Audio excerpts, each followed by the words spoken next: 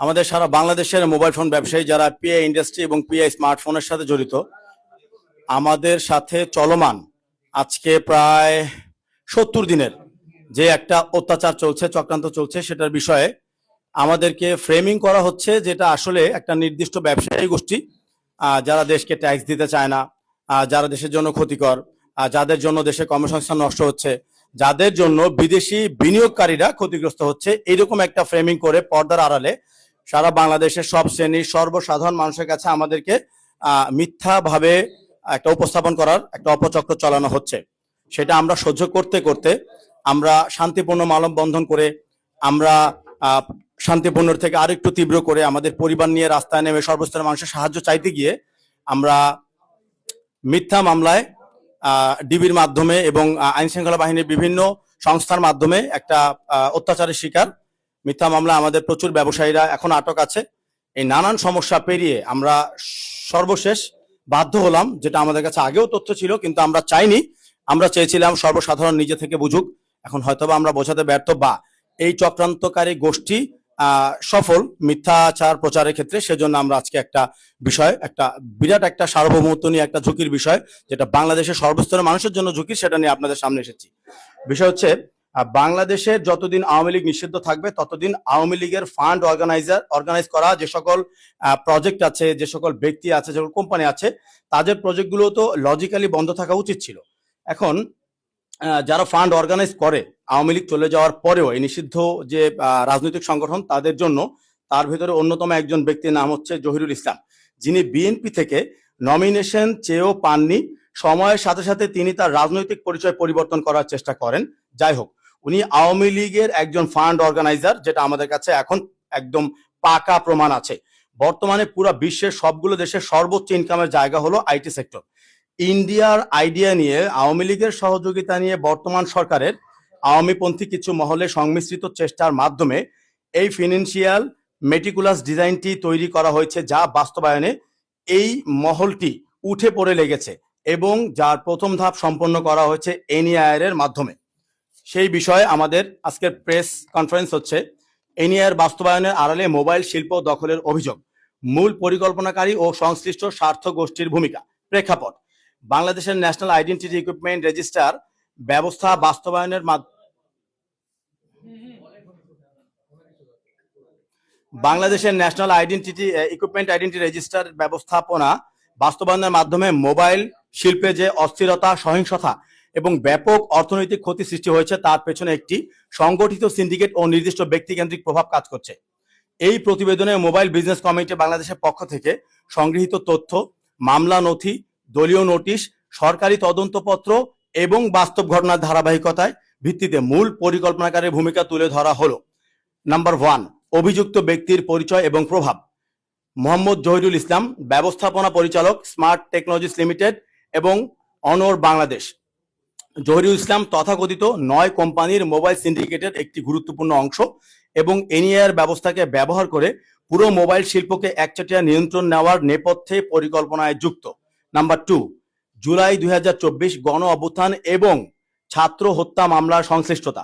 প্রাপ্ত নথি অনুসারে 2024 সালের জুলাই গণ অভ্যুত্থানের সময় সংগঠিত হত্যাকাণ্ড সংক্রান্ত একটি মামলায় রামপুরা থানায় দায়েরকৃত মামলা নং 20, দাখিল 15 জুন 2025। এই মামলার প্রধান আসামি ছিলেন সাবেক স্বরাষ্ট্রমন্ত্রী এবং আসামির সংখ্যা ছিল মোট 127 জন। উক্ত মামলায় মোহাম্মদ জহিরুল ইসলাম 18 নং আসামি হিসেবে তালিকাভুক্ত, রেফারেন্স নাম্বার EBYVL।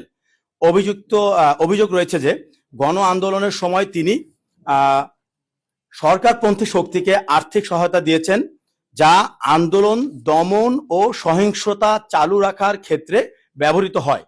এই তথ্য থেকে প্রশ্ন ওঠে, যিনি গণ আন্দোলনের সময় জনগণের পাশে দাঁড়াননি, তিনি আজ কিভাবে হাজার হাজার ক্ষুদ্র ব্যবসায়ী জীবিকা নির্ধারণের জন্য নীতি নির্ধারক হয়ে উঠলেন? অর্থ পাচার এবং দুর্নীতির অভিযোগ। দুর্নীতি দমন কমিশন দুদক কর্তৃক জারি করা তদন্ত স্মারক নাম্বার আপনাদের সবার হাতে দেয়া আছে।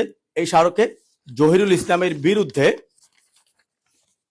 বিপুল পরিমাণ অর্থ পাচারের অভিযোগ তদন্তাধীন বলে উল্লেখ রয়েছে।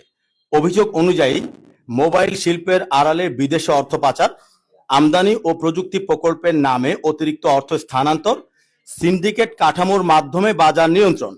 এই প্রেক্ষিতে প্রশ্ন ওঠে, যিনি নিজেই অর্থ পাচারের অভিযোগে তদন্তাধীন, তিনি কিভাবে অবৈধ মোবাইল তদদার করিয়ে পুরো ব্যবসায়ী সমাজকে অপরাধী বানানোর চেষ্টা করে যাচ্ছেন? নাম্বার 4, বিএনপিতে অনুপ্রবেশের চেষ্টা এবং দলীয় প্রত্যাখ্যান। 2025 সালের 11 জুলাই তারিখে রামগঞ্জ পৌরসভা লক্ষ্মীপুর বিএনপির জারি করা অফিসিয়াল নোটিশ স্পষ্টভাবে বলা হয়, মোহাম্মদ জহিরুল ইসলাম অতীতে আওয়ামী লীগ সরকারের প্রকাশ্য সমর্থক এবং ফান্ড অর্গানাইজার। সে শেখ হাসিনা এবং শেখ মুজিবের প্রশংসায় অর্থ ব্যয়ে বিজ্ঞাপন প্রকাশ, জুলাই আন্দোলনে ছাত্রদের বিরুদ্ধে অবস্থান, বিএনপির আদর্শ বিরোধী বক্তব্য এবং কর্মকাণ্ড। এই সকল অভিযোগ যাচাই করে তার বিএনপি সদস্যপদ ফর্ম বাতিল ঘোষণা করা হয়। অর্থাৎ রাজনৈতিকভাবে তিনি বিশ্বাসযোগ্য নন বলেই দলীয় কাঠামো তাকে প্রত্যাখ্যান করেছে।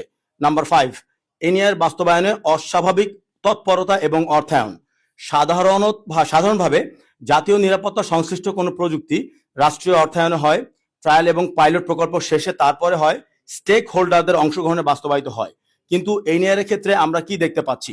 প্রকল্পের অর্থায়নে বেসরকারি সিন্ডিকেটের সম্পৃক্ততা, কোনো পর্যাপ্ত ট্রায়াল পিরিয়ড ছাড়াই বাস্তবায়ন করে দেয়া, 20,000 ব্যবসায়ীকে সম্পূর্ণ উপেক্ষা করে তাদের জীবিকার কথা চিন্তা না করে সম্পূর্ণ তাদেরকে এই সেক্টর থেকে উৎখাত করার অপপ্রচেষ্টা। অভিযোগ রয়েছে এই ব্যবস্থার মাধ্যমে মোবাইল বাজার একচেটিয়া দখল, ব্যবহারকারীদের ব্যক্তিগত ডেটা নিয়ন্ত্রণ, বিদেশে তথা আধিপত্যবাদের জন্য বাংলাদেশে প্রভাব বিস্তারকারী দেশ যে ভারত, সেটা ভারতের ডেটা সেন্টারে আমাদের তথ্য থাকার ঝুঁকি।